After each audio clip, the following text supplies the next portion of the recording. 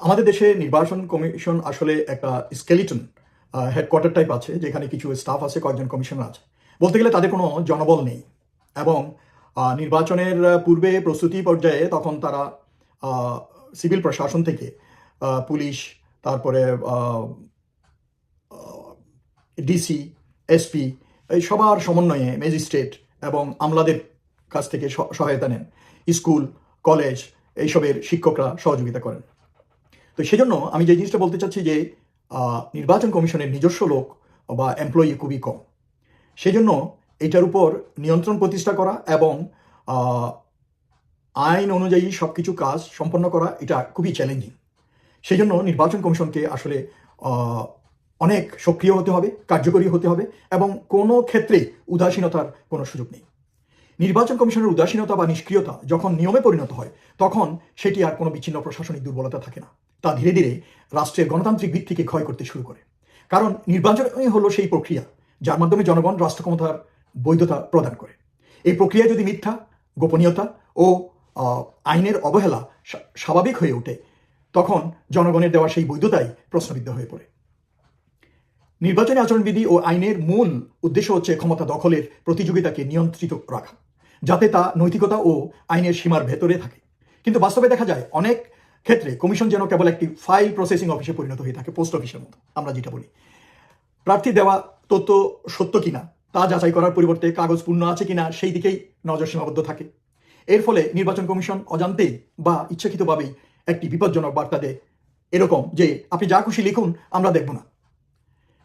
এই মানসিকতা শুধু প্রার্থীদেরকেই উৎসাহিত করে না অসৎ হতে, বরং রাজনৈতিক দলগুলোকেও দায়িত্বহীন করে তোলে। দলগুলো জানে যোগ্যতা, নৈতিকতা বা আইনি স্বচ্ছতা নয়, বরং প্রভাব, অর্থ ও কৌশলই যথেষ্ট। ফলে দলীয় মনোনয়ন প্রক্রিয়াতেই অনৈতিকতা ঢুকে পড়ে। যারা সৎ ও যোগ্য তারা মনোনয়ন পান না, আর যাদের বিরুদ্ধে ঋণ খেলাপি হওয়া, মামলা বা নাগরিকত্ব নিয়ে প্রশ্ন আছে, তারাই জয়ী হওয়ার সম্ভাবনাময় বলে ধরে নেওয়া যায়। এটি একটি দুষ্ট চক্র তৈরি করে, যার শেষ কোথায় তা কেউ জানে না। বিশেষ করে দ্বৈত নাগরিকত্বের বিষয়টি জাতীয় নিরাপত্তা ও রাষ্ট্রের প্রতি আনুগত্যের সঙ্গে সরাসরি জড়িত। একজন জনপ্রতিনিধি আইন প্রণয়ন, বাজেট অনুমোদন, এমনকি রাষ্ট্রের কৌশলগত সিদ্ধান্তে প্রভাব ফেলেন। তার যদি অন্য রাষ্ট্রের নাগরিকত্ব বা আইনি বাধ্যবাধকতা থাকে, তাহলে স্বার্থের সংঘাত অনিবার্য। এই প্রশ্নের শিথিলতা মানে শুধু আইন লঙ্ঘন নয়, এটি রাষ্ট্রের সার্বভৌমত্বকে হালকাভাবে নেয়া। একইভাবে আদালতের মামলা ও ফৌজদারি অভিযোগের তথ্য গোপন করা ভোটারদের সঙ্গে সরাসরি প্রতারণা। ভোটার কোনো যন্ত্র নয়, তিনি নাগরিক, যার জানার অধিকার আছে। প্রার্থী সম্পর্কে পূর্ণ তথ্য না দিয়ে ভোট চাইলে সেটি সম্মতি নয়, বরং ভ্রান্ত সম্মতি, যেটাকে ইংলিশে বলে মিস ইনফর্মড কনসেন্ট। এই ধরনের নির্বাচন আইনি হলেও নৈতিকভাবে দুর্বল এবং রাজনৈতিকভাবে অস্থিতিশীল হয়। কারণ পরে যখন সত্য প্রকাশ পায়, তখন মানুষ বলে আমরা জানতাম না। এই অজানা থেকেই জন্ম নেয় হতাশা, ক্ষোভ ও রাজনীতির প্রতি ঘৃণা।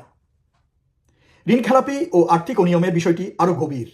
যে ব্যক্তি ব্যাংক, রাষ্ট্র বা জনগণের অর্থ ফেরত দেয়নি, সে কিভাবে জনগণের সম্পদ রক্ষার দায়িত্ব নেবে? অনেক সময় দেখা যায় এই ধরনের প্রার্থীরা ক্ষমতায় গিয়ে ব্যাংক, নিয়ন্ত্রক সংস্থা ও প্রশাসনের উপর প্রভাব বিস্তার করে নিজেদের পুরনো অপরাধ ঢাকতে বা বৈধতা দিতে চায়।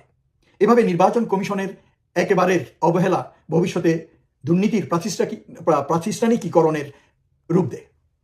সবচেয়ে উদ্বেগজনক দিক হলো এই সব কিছু ধীরে ধীরে আইনের ভয়কে আস্তে আস্তে কমিয়ে ফেলে। যখন মানুষ দেখে মিথ্যা বলেও নির্বাচনে দাঁড়ানো যায়, জয়ী হওয়া যায়, এমনকি ক্ষমতায় যাওয়া যায়, তখন সাধারণ নাগরিকও প্রশ্ন করে, আমি কেন আইন মানব? এই প্রশ্নই রাষ্ট্রের জন্য সবচেয়ে বড় হুমকি। কারণ রাষ্ট্র টিকে থাকে শুধু অস্ত্র বা প্রশাসনে নয়, টিকে থাকে মানুষের আইন মানার মানসিকতার উপর নির্ভর করে। এখানেই নির্বাচন কমিশনের ভূমিকা ঐতিহাসিকভাবে গুরুত্বপূর্ণ। কমিশন যদি সাহসী হয়, তবে অনেক অনিয়ম শুরুতেই থেমে যায়। এটি মাত্র দৃঢ় সিদ্ধান্ত, কয়েকটি মনোনয়ন বাতিল, কয়েকজন প্রার্থীর বিরুদ্ধে মিথ্যা হলফনামার জন্য আইনি ব্যবস্থা গ্রহণ, পুরো ব্যবস্থার বার্তা বদলে দিতে পারে। তখন রাজনৈতিক দলগুলো সাবধান হয়, প্রার্থীরাও সতর্ক হয়। কিন্তু কমিশন যদি ঝামেলা এড়ানোর পথে হাঁটে, তাহলে ঝামেলাই রাষ্ট্রের নিয়তি হয়ে ওঠে। তাই এখন প্রশ্ন শুধু কমিশনের ব্যর্থতা নিয়ে অভিযোগ করা নয়, প্রশ্ন হলো এই ব্যর্থতা আর কতদিন সহ্য করা হবে? নাগরিক সমাজ, গণমাধ্যম, আইনজীবী সমাজ এবং সচেতন ভোটারদের সম্মিলিত চাপ ছাড়া কমিশনের জেগে ওঠা কঠিন। নির্বাচন কমিশনকে বারবার মনে করিয়ে দিতে হবে, তারা কারো দয়ার উপর দাঁড়িয়ে নেই, তারা দাঁড়িয়ে আছে সংবিধানের উপর। এবং এই সংবিধানকে তার মর্যাদায় রাখার জন্য কারো প্রভাব বলয়ে বিচরণ না করে নির্বাচন কমিশনকে নির্ভীকভাবে কাজ করতে হবে আইন মেনে, এবং নির্বাচন আচরণবিধি পুরোপুরি পালন যাতে করে সেদিকে খেয়াল রাখতে হবে। কোনো আভ্যন্তরীণ বা বাইরের কোনো প্রভাব যেন তাদের উপরে কাজ করতে না পারে সেদিকে খেয়াল রাখতে হবে।